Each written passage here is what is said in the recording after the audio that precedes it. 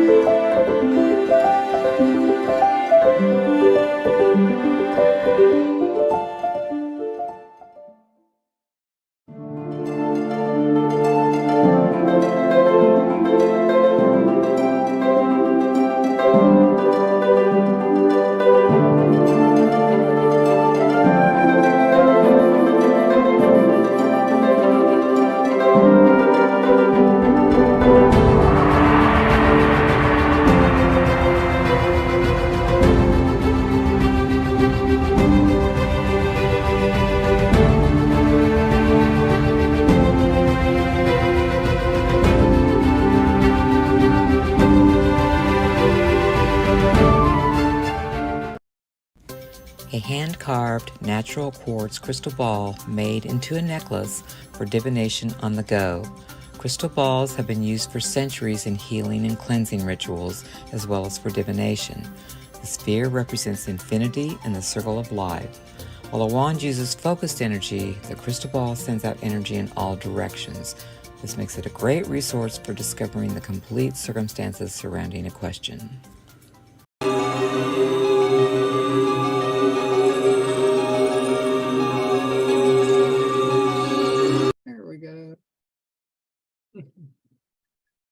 All right. It is 1:02. Hello, hello, hello. This is Maria Shell, and welcome once again to Witchy Wednesdays at 1. Yay! Today is Wednesday, the 15th of March, and I am happy to be joined by Elizabeth Whitacre of Goddess Rising Metaphysical Supplies. Thank you so much for joining me today. I'm excited to hear all about you and your soul mission and your business. Yes. So if you could, for just a moment, we're going to hang in there and see if anyone wants to join us through the link. Absolutely. Pull into my Facebook here, and sometimes we will get comments or questions through the Facebook page. So I want to pull into that, make sure we can see those things. Now, for all of you out there who may be in Facebook land, I am going to try my best to see your comments. We will be leaving room at the end of this interview for any questions that you may have. Other than that, we will just get started and see where we land. I don't know what happened there. Oh, there we go. Okay. All right.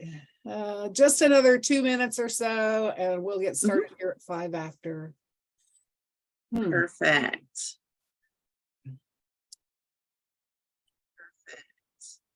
Oh, I can hear it. Let me turn it. Otherwise, I'm going to get an echo. Yep. All right. We're good. All righty. So where are you from? I'm in Buffalo, New York. Oh, wonderful. Oh, you guys are smacked with snow right now, aren't you?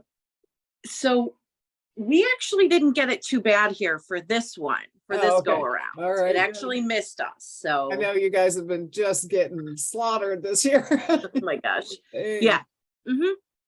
Well, and of course, then there's California, who doesn't know what to do with that much snow. So I know. you guys have it through, right? Yeah, we've had some real bad ones here this year, and then you see down south or Southern California, and I feel bad because they're not equipped. No, they're not at all. They've got to call in reinforcements from other colder places in the country. Yeah. I've seen on the news where people from Minnesota and wherever are driving down there to help bail them out. Yep. Crazy. All right, it's 5 after, so we're going to go ahead and get started. Once again, this is Maria Shell, and you are joining us for Witchy Wednesdays at 1.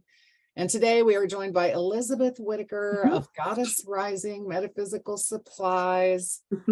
Welcome, Elizabeth. Please do tell us a little bit about yourself. Sure. Any family details, where you live and what you do, just give us a little background on you. Absolutely. So again, my name is Elizabeth Whitacre. The shop is Rising Goddess.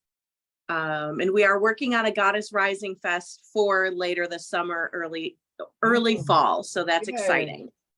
So the shop again is Rising Goddess, again in Buffalo, New York.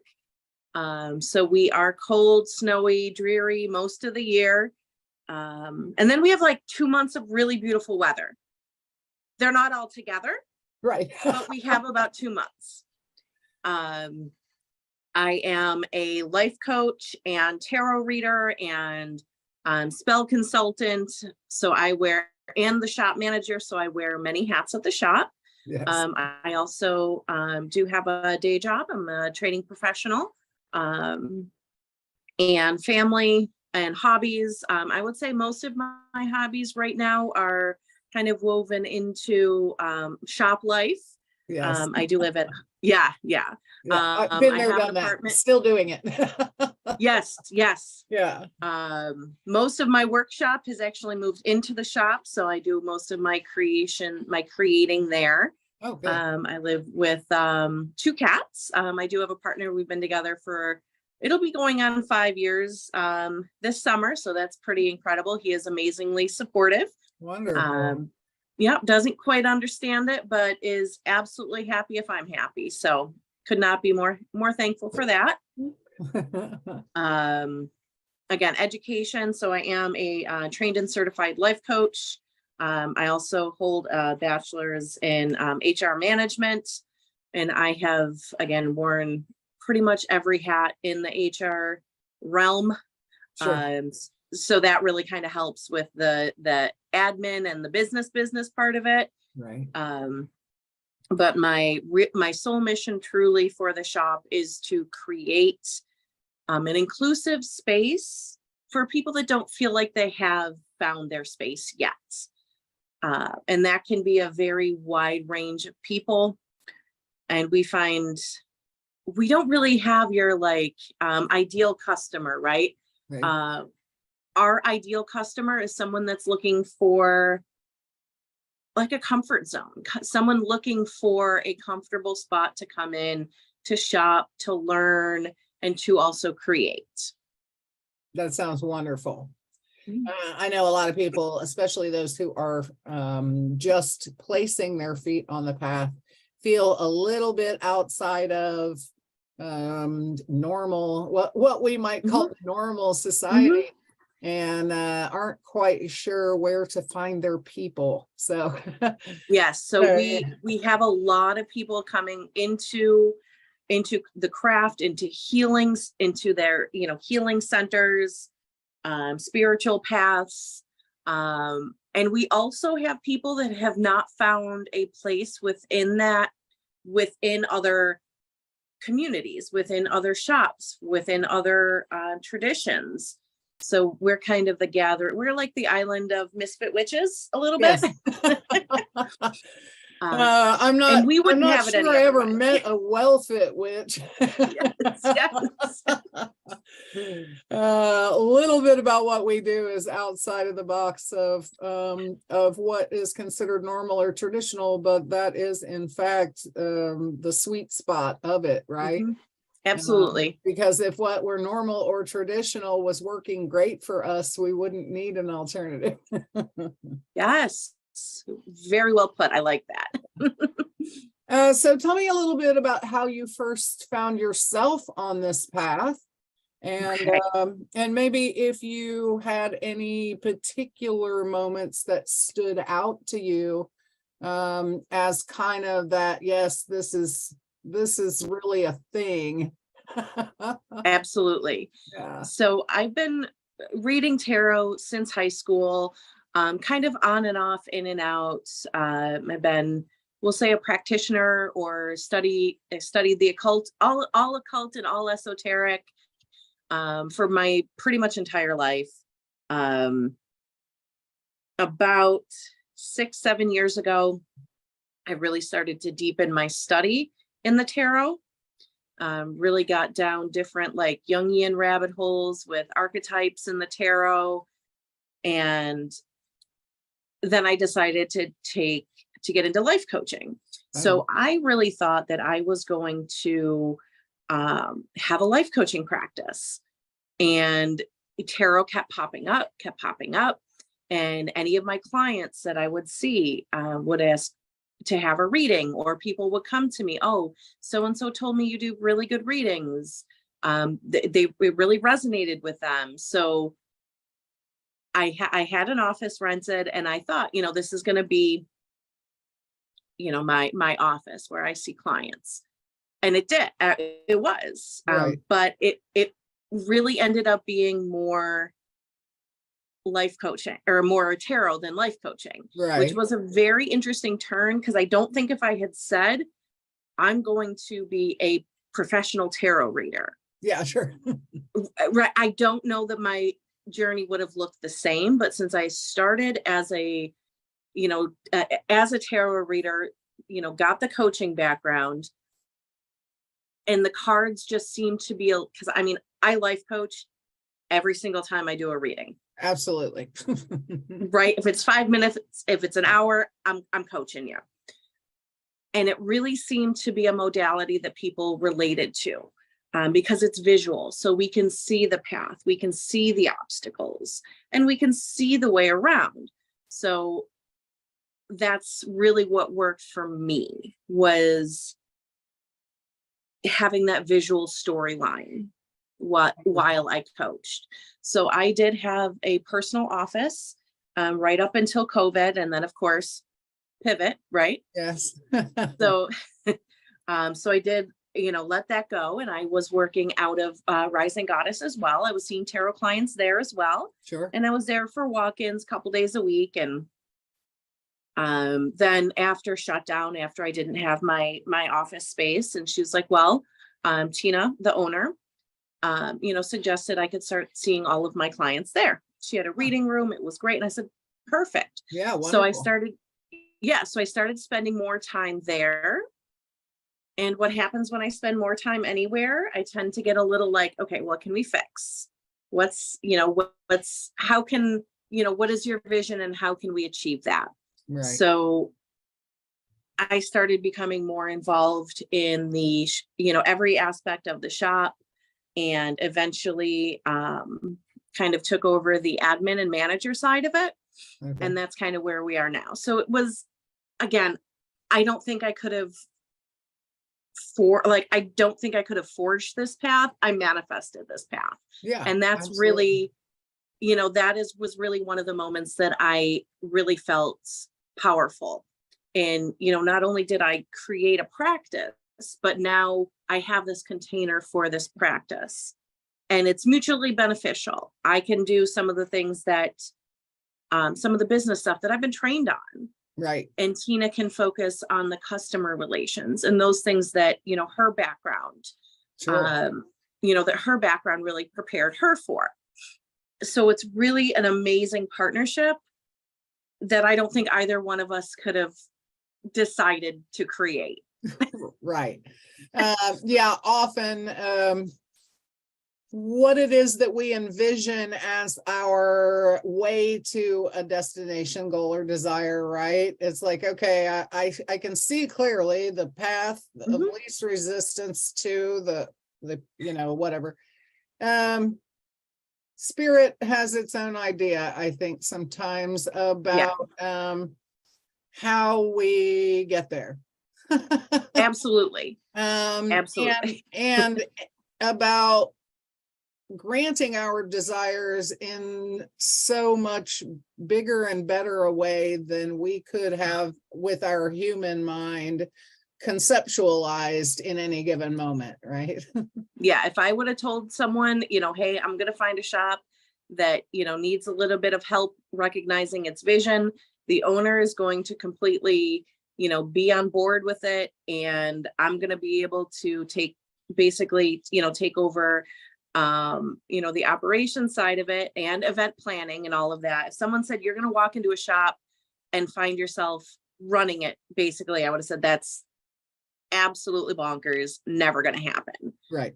But that's exactly what happened. So, well, and not to mention in most circumstances similar to that, right? If someone were to walk into a new business and they would start to kind of, take over things.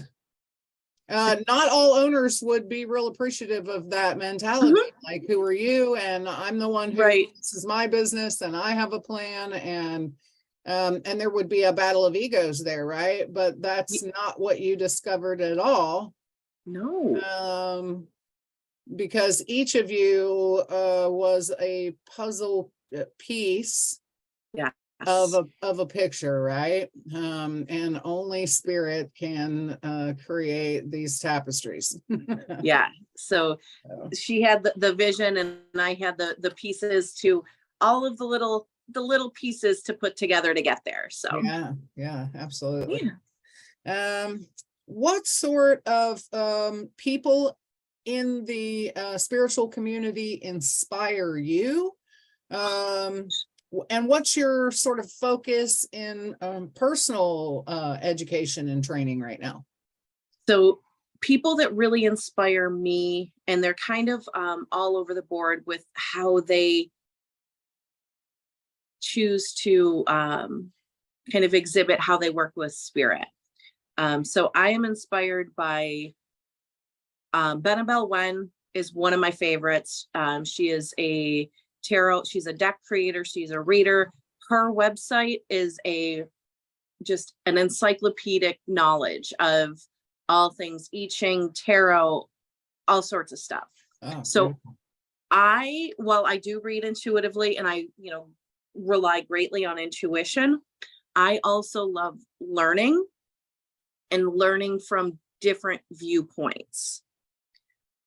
So I really like Rachel Pollack, the deck creators and the authors that Sure. really expand on the accepted view of a modality like tarot. Right. Yeah. So I really, that's who it kind of inspires me. Wonderful. Christopher Penzak, people that follow their goals and their dreams and do something a little bit different with what is there. Juliet Diaz. So, and she just created a publishing company to help minority populations and marginalized people have a voice in this realm. Oh, beautiful. Yeah. So I really look up to people that kind of expand the container to hold more knowledge, more people, more viewpoints, because the more people we get and the more viewpoints we get, the more open our mind can be in general. I agree. And, information is so valuable. And it is up to each of us to discern which bits of information apply to our journey, right? And ring true for us. So I'm a big fan of like the more the better. Yes. And then applying my own discernment and experience to that information to decide whether it's for me or not, right? Like right now I'm studying personally,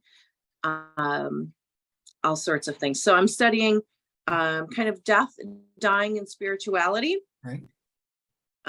Right now in Buffalo, there seems to be this rebirth or renaissance of death positivity. Okay. And I am really interested in how that all works. So that's one of my areas. Slavic magic and Slavic witchcraft. You should end up on this program on Baba Yaga's Hut. Right? So I love Patricia Robin Woodruff and all of her writings. Madame Hamida, Gentle Hearts Unite, and I can't remember her name, Slata, I can't remember her last name. So I've taken different courses from them and just, reading about Slavic mythology and really getting into ancestral work through that channel. Right. And I'm also reading about goetic demons, the Goetia, and the books of Solomon. So there's 3 very different flavors there. Yeah, absolutely. But again, that's kind of how I keep it. And I do fall down rabbit holes of one specific, and then I'll switch up and I'll deep dive that. I'm also right there. Yeah. So, and just different things really interest me in different facets of my personal practice. Right. Of course, the Slavic witchcraft is close to my heart and my heritage.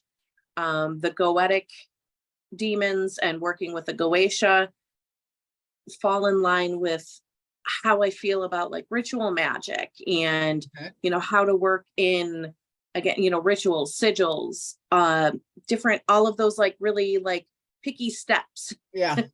And that's basically the exact opposite of like Slavic witchcraft, right? Yeah. And which then is real primal, raw, wild, like earth magic. Yeah. Elemental magic. Yeah. So we get into the elements, we resonate with the elements. Sure. And the spirits behind them. And then with the, death and dying, that's kind of the, I don't want to say kind of a practical application of everything, but it's one of the things that is guaranteed for all of us. Well, and it's something that we are doing continually anyway. Yes. Parts as we change throughout our lifetime, parts of us die away and new things are reborn as a result of that process, right? Yeah, Every winter as we follow the seasonal cycle. For God's sake. someday, yes. Yeah, just had one of those winters. But yeah, if we are dedicated to our practice, it's an ongoing part of our practice. And I think too that we today more than ever before are faced with death and dying. So I have talked with quite a few sisters who are exploring becoming death doulas, and other forms of counselors and caregivers and healers, and space holders for the sovereignty of the last of this human experience, right? Yeah, So yeah, mad respect for that. absolutely. I fall more into the midwife, birth doula category of calling. Although I have also done end of life rites as well. So, but I've assisted several births throughout the years, and that seems to be like where my mother energy is most at home, right? But, so you very specifically work with the tarot along with other modalities, obviously. So, how is it that you have adapted your personal tarot process? Other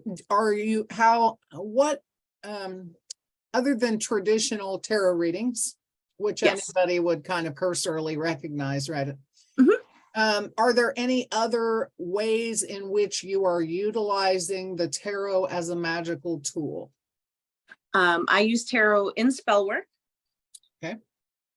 So again, I do not work with specific deities. I work with archetypes. Okay. So I can pull from the tarot for any of those archetypes. So I will use them in spell work. I've used them in manifestation work, healing work. So I do make altars specifically with that card. And I have different decks that I use just for spell work. Again, when I do coaching, the reading is not going to look like a regular reading. What I tend to do is start the reading without the person really, like when we're doing our talk, when we're doing the, what are you looking for? And I'm shuffling and I start to kind of lay the cards down and really getting their energy and intention. Yeah. So instead of doing like the Celtic cross spread, right, I will use a more intuitive flow spread. So the cards are read as they talk. So as they're, talking about what they're going through, I'll lay out that row or that column, depending on, again, what intuition calls. Sure. And then, we work through that. So those are a couple of ways that tarot might look a little bit different with me. Okay. And sometimes I've done a whole kind of more like just intuitive reading. I do also have mediumship as one of my gifts. And when it comes out, it really does. Right. But generally I have to kind of set up for it. So, sometimes it'll be like more like a coaching or counseling session. Sure. And we wrap everything up at the end with tarot. Sometimes I start with oracle cards. Sometimes I'll make a specific spread as the person's reading. So every reading is a little bit different. Okay. Wonderful. I think that is helpful knowledge for the people who may be on the beginning end of the tarot path, right? Which has no, there's no finish line too. I'll just throw that out there. As with any other magical practice, it is a continually ongoing sort of up level, right? Deeper, more. Absolutely. But I think it is helpful for people to know that as a magical tool, the tarot can be so much more valuable than a Celtic spread or a past, present, future. And sort of the I don't know, the textbook definition of how one reads tarot, right? Yes. Versus how to open yourself to the different modalities offered within that tool for how you can work with it. Absolutely. And I don't know if you even know this. I've been reading since 1989. I read Awesome. a mixture of tarot and oracle. Yep. And I do the same thing. I use them to create spell work. I probably started doing that around 1995 or 6 during my divorce. I broke my deck out and I was trying to figure out like what to do with it, what I wanted to read. And then I just began, I pulled straight. I mean, I must have channeled it straight out of the sky because I just started pulling. Blasted tower right in the middle for my exploding life, right? And then I just started to surround myself with all of the queens and the high priestess. And then I did a reading around that. And it was really about my feminine empowerment in the midst of this crumble and chaos, right? And so for anyone out there who's new on the tarot path, spend time with your cards because they will begin to show you things that you couldn't possibly have conceived in your conscious mind. So good on you for yes. And when I do my intuitive tarot classes, which is usually how I start off my series when I teach tarot, right? I always start off with an intuitive tarot, which is basically like an overview of the deck, what tarot consists of. Sure. Yeah. And then we go into the intuition. And one of the things I always say is you're never wrong. Yeah. And then the next thing is just hang out with your deck. Yeah. And people are like, well, what does that mean? I'm like, you just hang out with it. Have it with you, shuffle it, pull some cards, look at the cards. Yeah. See what images, what colors, what figures. I carried mine in my purse when I first started really getting into reading, and I was obnoxiously reading cards like at the drop of a hat, like in the McDonald's. It didn't matter. Like I just whip them out. So yeah, very much so. Very much so. I think too, you start to see the subtleties of like, oh, if you look at this guy in this card right here, looking at that card right there with a look of disgust on his face, yes. So the subtleties, the little subtleties of how the cards play with each other to create a bigger picture for you if you're available to see it, right? So yeah, good stuff on the tarot for sure. All right. It looks like we're about into our half an hour here, so I don't want to keep anyone too long, but where can people find you? How can they learn more about working with you? Give us all the deets. Absolutely. So my personal tarot practice, you can find on Divination Station, mostly on Facebook right now. And then with the shop, Rising Goddess, again, you can find us on Facebook. Rising Goddess NY on Instagram, Rising Goddess NY on TikTok. We're not the best at updating TikTok, and we're not the best at updating on Twitter, but we're there too. We're there. I do have a YouTube channel for Divination Station, so if you want to get a style for how I teach, how I read, I do go through every major arcana as well as the number card. So then I get into like the aces, the twos, the threes. Yes. So I do have videos up on YouTube for all of those. Oh, wonderful. Yeah. So you can check that out. Again, Divination Station Tarot.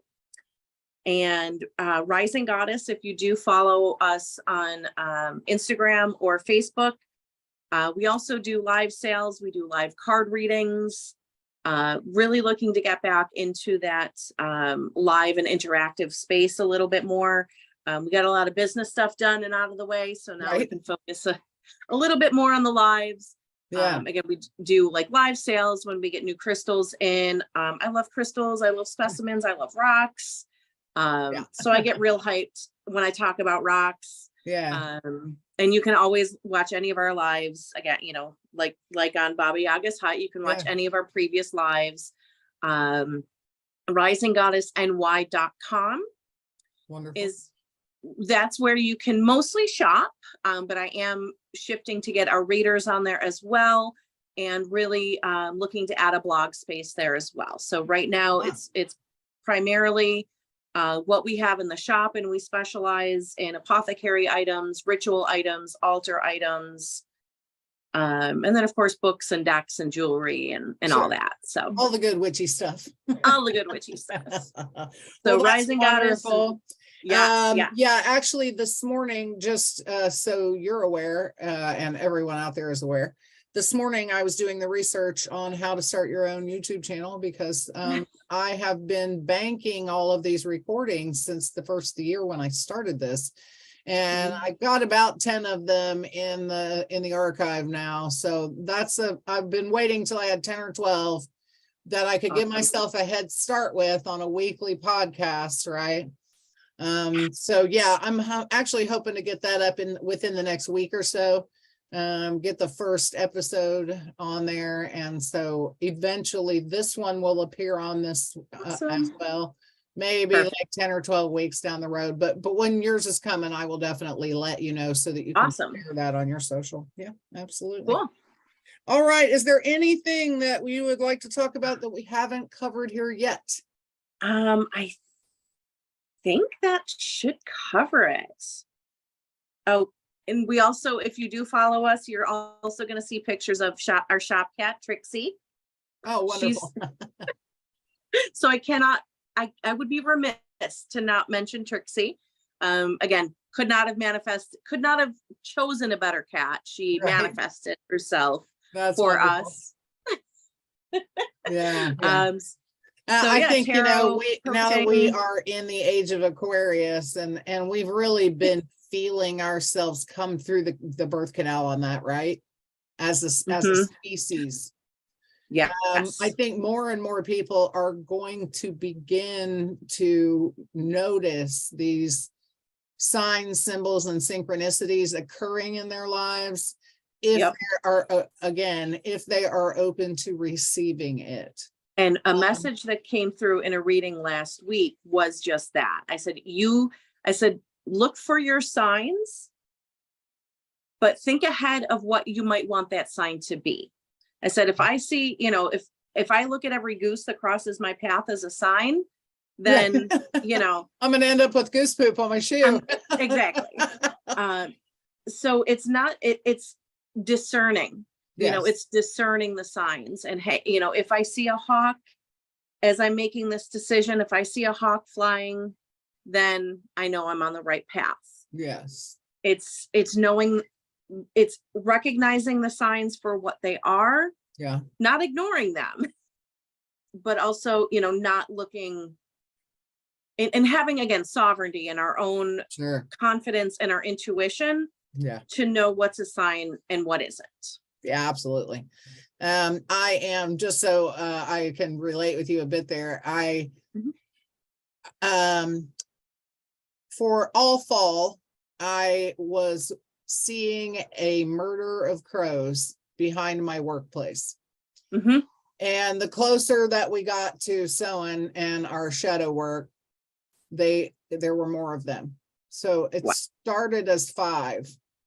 And then it wasn't long before there were 7 of them. And the last time I saw them before they wintered up, there were 13.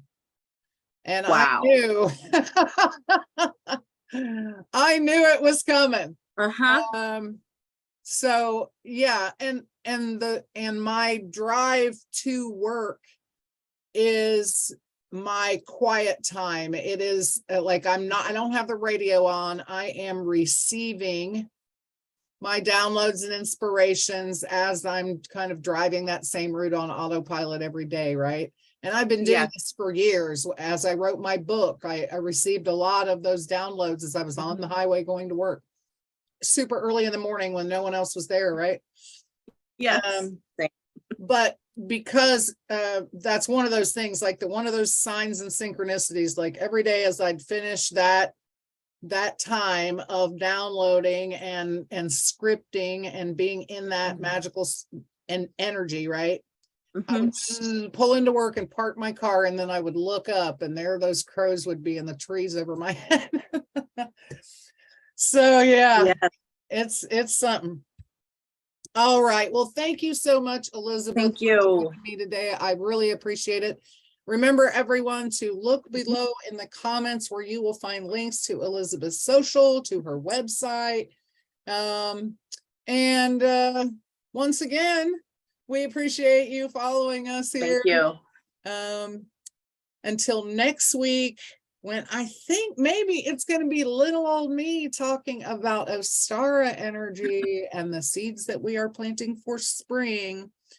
This is Maria Shell saying thank you for joining us. We will see you next week on Witchy Wednesdays at 1. I love you like mad. I'll talk to you soon. Blessed be. Bye-bye.